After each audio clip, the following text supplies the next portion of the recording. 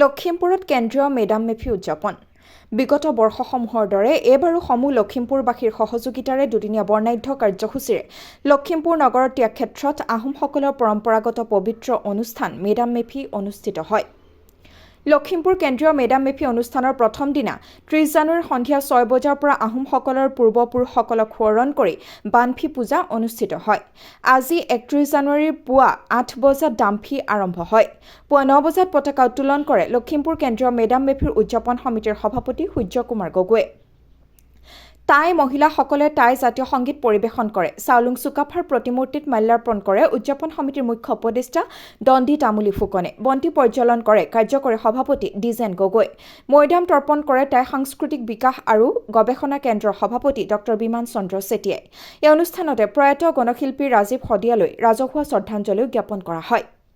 বিয়লি উদযাপন সমিতিৰ সভাপতি সূৰ্য কুমাৰ গগৈৰ সভাপতিত্বত অনুষ্ঠিত হোৱা মুকলি সভা উদ্বোধন কৰে লখিমপুৰ কেন্দ্ৰীয় মেডাম মেফিৰ মুখ্য পৃষ্ঠপোষক ঘন বুঢ়াগোহাঁই। মহিলাসকলে টাই সমবেত সংগীত পৰিৱেশন কৰে। অনুষ্ঠানত মুখ্য অতিথি হিচাপে উপস্থিত থাকি স্মৃতি গ্ৰন্থ দামফি উন্মোচন কৰে লখিমপুৰ সমষ্টিৰ স্থানীয় বিধায়ক মানৱ ডেকাই।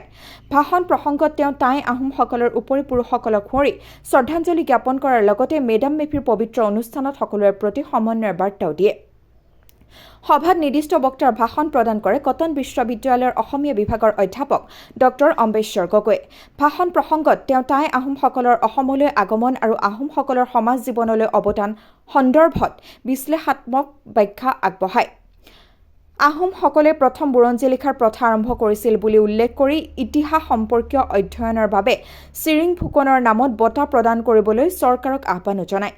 সভাত প্ৰতিদিন টাইমৰ উত্তৰ অসমৰ ব্যুৰো চিফ সাংবাদিক বুবুল হাজৰিকাই আমন্ত্ৰিত অতিথি হিচাপে উপস্থিত থাকি বক্তব্য ৰাখে। ভাষণ প্ৰসংগত তেওঁ আহোমসকলৰ 600 বছৰীয়া ৰাজত্বকালত বৰ অসমৰ ভেটি গঢ় লোৱাৰ কথা উল্লেখ কৰি সকলো জাতি জনগোষ্ঠীক ভেদাভেদ পাহৰি সমন্বয়ৰ বাণীৰে পুনৰ বৰ অসম গঢ়িবলৈ আহ্বান জনায়। অনুষ্ঠানত আমন্ত্ৰিত অতিথি হিচাপে উত্তৰ লখিমপুৰ পৌৰসভাৰ পৌৰপতি কৃষ্ণা ধৰসেন, নৰ্থ লখিমপুৰ কলেজৰ অধ্যক্ষ ডক্টৰ বিমান চন্দ্ৰ চেতিয়া, অধ্যাপক স্বপ্নালী চেতিয়া গগৈ প্ৰমুখ্যে জিলাখনৰ বিভিন্ন প্ৰান্তৰ পৰা অহা ভালেসংখ্যক গণ্যমান্য ব্যক্তিও উপস্থিত থাকে। অনুষ্ঠানত স্থানীয় শিল্পীসকলে জনগোষ্ঠীয় কৃষ্টিও প্ৰদৰ্শন কৰে।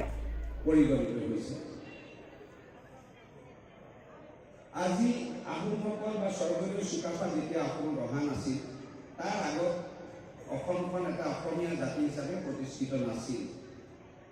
কিন্তু সকলো জাতি উপজাতি ভাষা ধৰ্ম সকলো লোকক একত্ৰিত কৰি বৃহত্তৰ অসম চাউলুং চুকাফাই প্ৰতিষ্ঠা কৰিছিল আৰু তাৰ বুনিয়াদ লৈ আজি আমি অসমখনে এই পৰ্যায়ত উপনীত হ'ব পাৰিছোঁ। আমাৰ 14 পুৰুষলৈকে সন্তুষ্ট হ'ব। আমাৰো কিছুমান প্ৰথা আছে, 9 পুৰুষৰ শ্ৰাদ্ধ কৰা, 14 পুৰুষৰ শ্ৰাদ্ধ কৰা, এনেধৰণৰ কিছুমান কাম আছে। গতিকে আমাৰ লগত এই পৰম্পৰাটো মংগোলীয়সকলৰ যি এটা পৰম্পৰা আছিল। মেডাম মেফিটো হ'ল আমাৰ পূৰ্বপুৰুষসকলক স্মৰণ কৰা এটা দিন। আমাৰ আগৰ যিসকল পূৰ্বপুৰুষ আছিল আজিৰ দিনটোতে তেওঁলোক মানে ফ্ৰী হৈ পানি মানে দেৱতা হৈ পানি আমাৰ ওচৰত আহে আৰু আমাক আশীৰ্বাদ দি যায় আৰু আমাৰ পূজাভাগ গ্ৰহণ কৰে। আৰু আমাৰ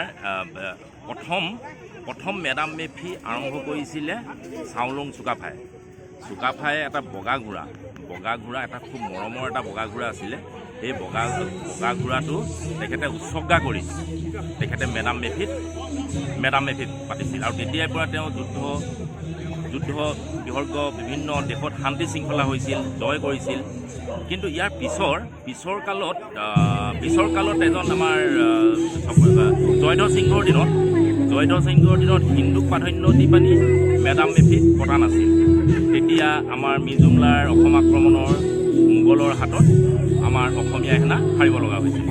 তাৰপিছত জয়ধ্বজ সিংহৰ দিনত আমাৰ মেডাম মেফিটো খুব নীতি নিয়মেৰে পালন কৰিলে।